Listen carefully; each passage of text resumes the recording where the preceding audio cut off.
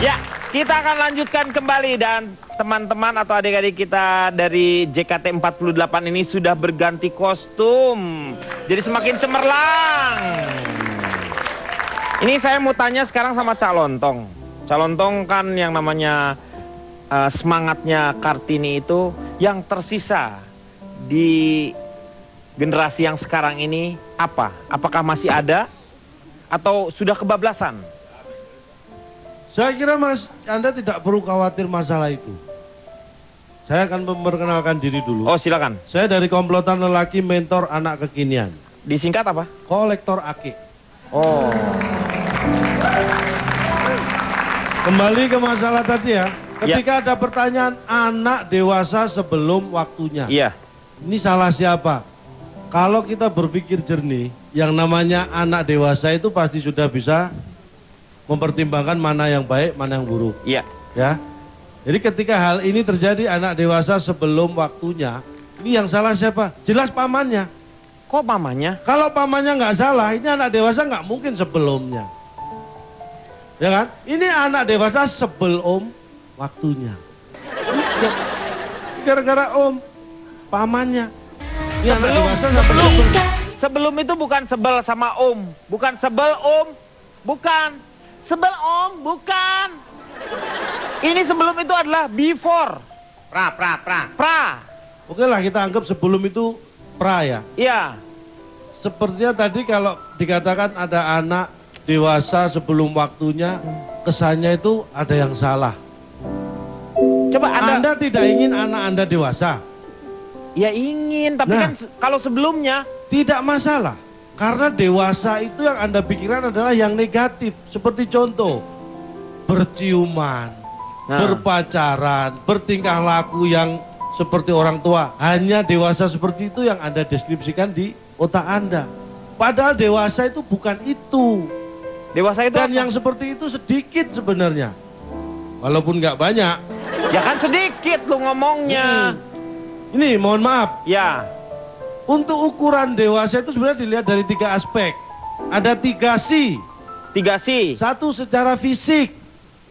Secara fisik dewasa itu ketika alat reproduksi itu sudah berfungsi secara maksimal. Iya. Pada laki-laki, anak laki-laki dan perempuan. Itu secara fisik. C yang kedua, psikologis. Psikologis itu kemampuan untuk menyelesaikan ketika ada masalah atau konflik. Betul. Mengontrol emosi itu termasuk. Yang si ketiga, sosial ekonomi. Dewasa itu ketika sudah punya kemandirian dan bisa menghidupi dirinya sendiri. Ada tanggung jawab lah ya itu. Itulah ukuran dewasa. Kalau anak Anda dewasa seperti itu, apakah Anda khawatir? Ada anak bernama Sinar. Siapa? Sinar? Sinar, ini gadis kecil di Polewali Mandar. Ini baru kelas 1 SD. 1 SD. Sejak 2 tahun terakhir ibunya lumpuh dan itu satu-satunya orang tuanya yang ada karena bapaknya pergi. Tapi dia bisa berperilaku menggantikan peran-peran ibunya. Dia ngurusin ibunya ini si anak.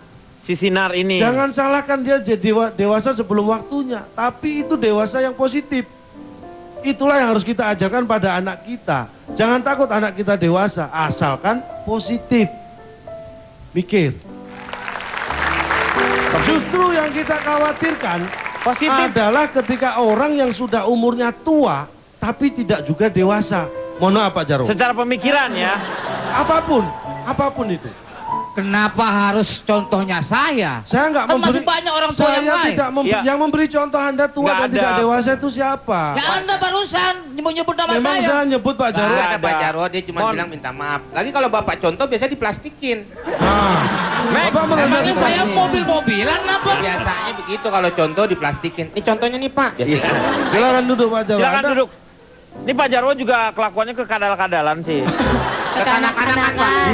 Kekanak-kanakan, Pak. Jadi Pak ya. Duduk Dal. Jadi itu yang saya maksud Pak. Jadi tidak ada yang salah dengan dewasa. Selama itu positif. Ada 4 pengaruh yang harus Anda perhatikan baik-baik. Pengaruh yang pertama. Satu adalah dewasa secara intelektual. Ini harus kita pengaruhi secara baik. Intelektual anak itu dewasa itu harus benar-benar diawasi oleh orang tuanya. Yang kedua dengan emosional. Jadi kalau emosional kemampuan untuk menerima emosi atau juga mungkin ketika menghadapi sesuatu dia bisa menguasai emosinya secara wajar. Jadi- Kemudian secara moral. Secara moral ini penting karena ini moral itu adalah kesetiaan pada asas-asas moral. Kita ajarkan ini juga contoh. Kemudian secara sosial. Secara sosial misalnya ini termasuk ya keterbukaan terhadap apa ya? Orang lain terutama ya. Bagaimana kita berhubungan dengan orang lain. Itu harus kita beri contoh. Tetapi dari ini semuanya saya ingin tahu ke Asri dan juga Karput sebelum ke Notulen ya. Kira-kira Anda tahu nggak diisi dalam bukunya Ibu Kartini yang berjudul The End of the Dark Rising of Shining itu apa isinya? Maksudnya itu sebenarnya emansipasi wanita. Kesetaraan itu seperti apa yang Anda inginkan? Maksudnya kesetaraan dari Hah? mendidik anak Iya. gitu. Tapi menurut saya jangan kebablasan. Hmm. Artinya tadi kan Bapak bilang mesti di buku spiritual. Iya. Kalau kodratnya wanita itu memang harus apa-apa memberi izin dari laki-laki. Itu. Kalau Karput, emansipasi itu apa jadinya? Iya, sama sih sepertinya garis besarnya yaitu tadi lebih berarti kita wajib untuk menuntut haknya kita sebagai perempuan, pendidikan, kehidupan yang lebih layak dan lain sebagainya. Tetapi itu tadi harus tetap sadar akan Kodrat itu. kita dan kewajiban kita juga. Jadi harus sejalan, itu baru yang namanya perempuan. Karena kan perempuan juga bisa menjadi tiangnya suatu rumah tangga, Betul. negara dan lain sebagainya. Gitu. Iya, terima kasih. Silakan, Kang Maman.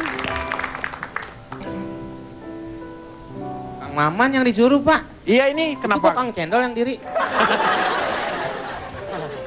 Ayah dan ibu adalah pendidik yang pertama dan utama bagi anak-anaknya.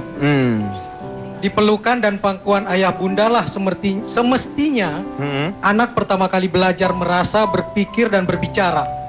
Jika kedua orang tua kita berbudi pekerti luhur, berakhlak mulia dan dalam lisan dan perbuatan, insya Allah demikian pula anak-anaknya. Bukankah leluhur mengajarkan buah tak jatuh jauh dari pohonnya? Air cucuran atap jatuhnya ke pelimbahan juga. Dan sebagai orang tua mesti selalu mengingat, anak polah, bapak keprada. Apa yang dilakukan anak, orang tua pun terkena imbasnya.